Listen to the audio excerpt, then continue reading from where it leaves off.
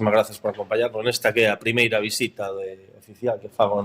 neste ano 2023, un 2023 pasado por auga, pois que no que quixera aproveitar pois para mandar unha mensaje de ánimo e agradecemento a todos eses voluntarios, a todos eses equipos de emerxencia, concelleiros, alcaldes que no día de onte, en vez de estar coas súas familias, tuveron que estar ao pé do cañón e siguen todavía paliando os problemas das crecidas deste tempo que nos exceso de chuvia que nos está a vir ahora mismo. Dito eso, bueno, pues como digo, a primeira visita do ano nunha asociación Sarela, unha asociación que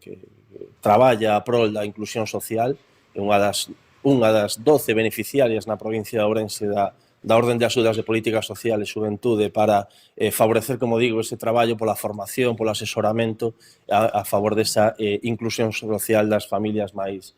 vulnerables. Veñen de recibir unha achega de 144.000 euros, un total na provincia de Ourense, como digo, en 12 asociacións de 900.000 euros, dunha orde dotada de 7,1 millóns de euros e cun obxectivo importante, na línea dese obxectivo das tres liñas fundamentais da Xunta de Galicia, que é o apoio ás familias e tamén, neste caso, o emprego, que é unha das liñas fundamentales que falaba ahora mismo cos traballadores, coa directora, pois que todo o labor que fan para formar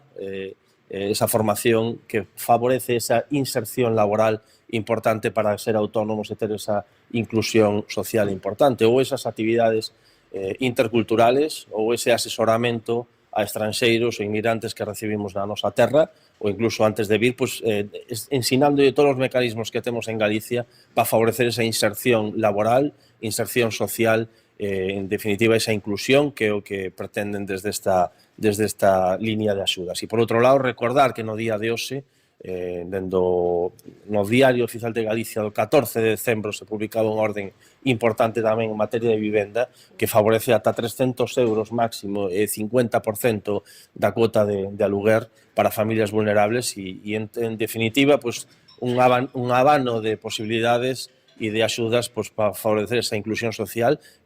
no cal, dende a administración e tamén de asociacións como Sarela, temos que traballar da man para que sean efectivas e favorecer esa inclusión social que é o que defendemos e o que pretendemos todos.